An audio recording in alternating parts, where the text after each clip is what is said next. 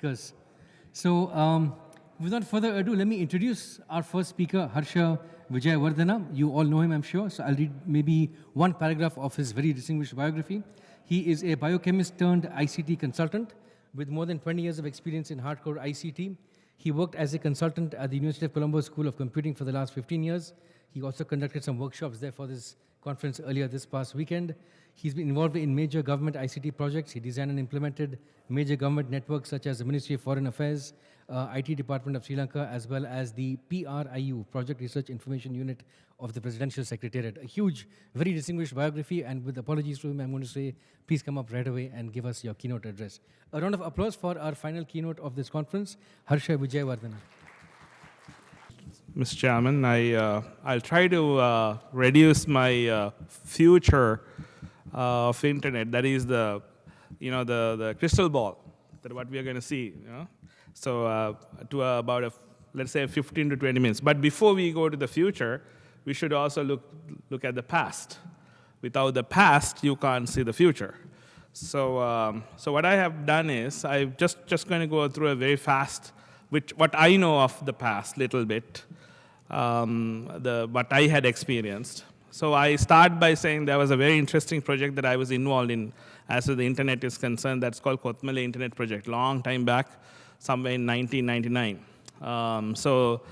This was in the hill country. A lot of Sri Lankans also may not be knowing about this project now. They have already forgotten about it. This was the first multipurpose telecenter that we worked on. Those days, they were not called multipurpose telecenters. Well, this is the time where, in fact, when I went to Kothmale that time, there was no internet, but also there were no phone lines. So there was only one single phone line. So we converted this into what we call we connected it to a line of sight. And so what happened with a very few short period of time, and in fact, Dihan is here. Dihan, you are here. Dihan, our secretary, is not here. So his life is also changed. He married from Kothmale. So, I mean, that's a one single achievement because of Kothmale. Oh, Dihan is here?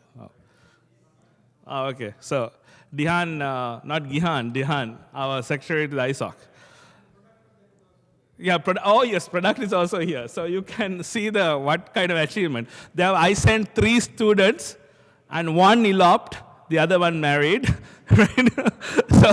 So the Kothmale not only had internet, but there were so many other things also impact. So the radio program, you will see I am doing the radio program there with David now. He's in England. He's doing with the BBC, and he is doing the Sinhala program there. What is it called? Sandesha. That's a line of sight. But you see the society, suddenly there were a lot of things.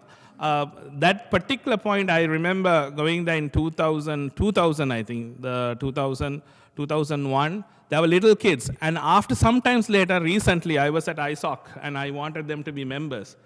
And they came back and said, yeah, I'm a web developer, So something had changed. There was an impact on their lives. So subsequently, we did another project, very interesting, called a virtual village project.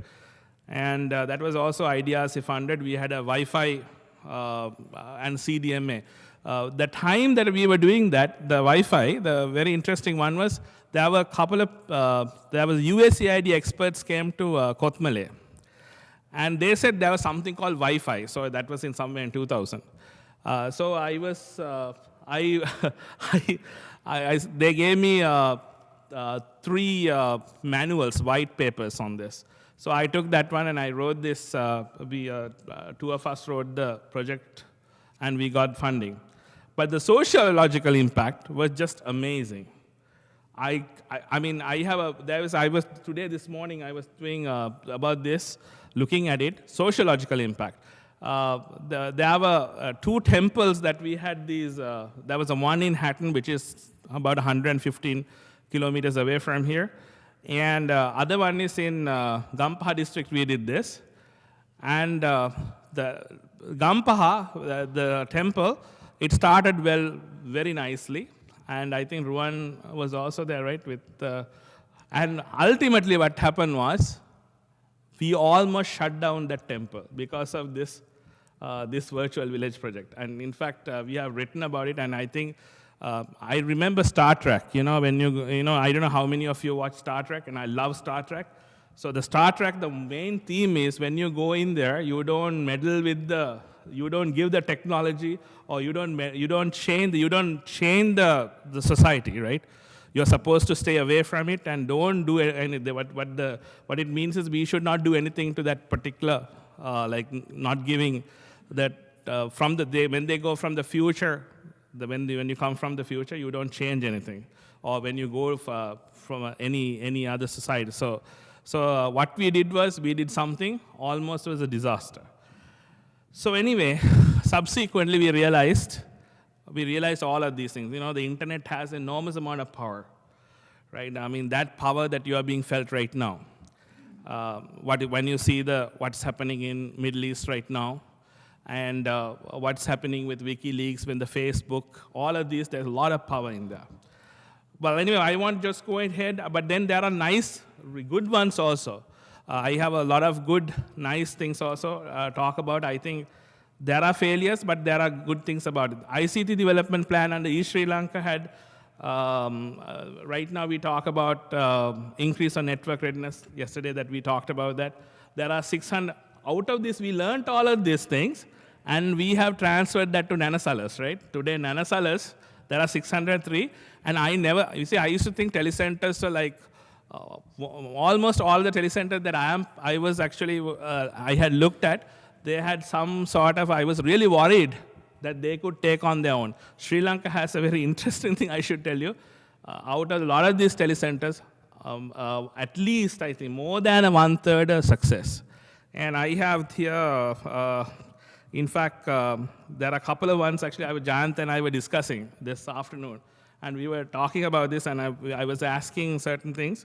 And we have a Katavali village, there's a BPO operations, right? And then Hinguragoda, then the Sinigama we were talking about, there's a BPO. BPO in Sri Lanka, from Colombo, people are giving work to this village level. So it's quite an interesting stories. I would like you to go and see those. I think you will learn a lot. Now, I started talking to some of these telecenters. I had a lot of opportunity of talking to them, and I myself learned. And you can learn a lot from these telecenters. Sri Lanka has a very interesting project. Then another thing we did was, so those days, I think Professor Gihan was also, in 2002, I remember we were thinking about this and were wondering what should be done to bring them together. So one of the greater program was the localization. So what we did was we got the Sinhala, and Dr. Ruan is also here. So what happened ultimately? We were trying to make it a vertical. Now, the other day over the weekend, we were talking about here the delegates that we were discussing about all our societies, what is happening. They were saying, and I saw that in Bhutan, they were saying that there is no hierarchy. Everybody is, horizontal. Everyone is coming up together. So they don't talk about leadership. Now in Asia, we always talk about a hierarchy. Hierarchy is actually we are breaking the hierarchy. We are basically our kids actually coming up. So there were a lot of we were arguing about it. We were talking about whether it's a good or bad. That we were talking about this. So anyway, one of the interesting is that because of this, we are creating a horizontal society, and we are all coming up. So now, good things about this is e-learning.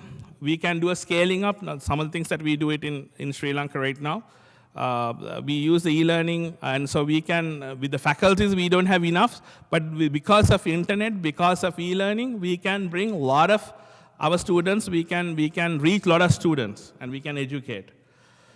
So how do we look like the future? Now, I just went there for a past, so we have a lot of things, and we can argue until 6 o'clock this evening, but I don't want to do that. I just want to go to the future.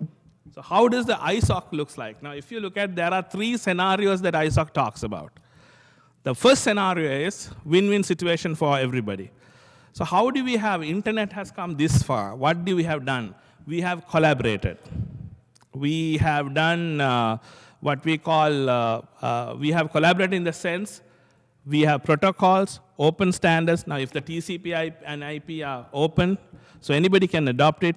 And also, when you come, IETF, so the internet pioneers, of course, thought of everything freely. That's why internet works very well. So everyone is collaborating on this. So because of that, so you can have Microsoft, you can have Google, you can have anything you can operate on. So that means each one can talk to each other. So this is the great part of actually internet right now. You can have different types of applications, but we can talk to each other. So that's that's called common pool scenario.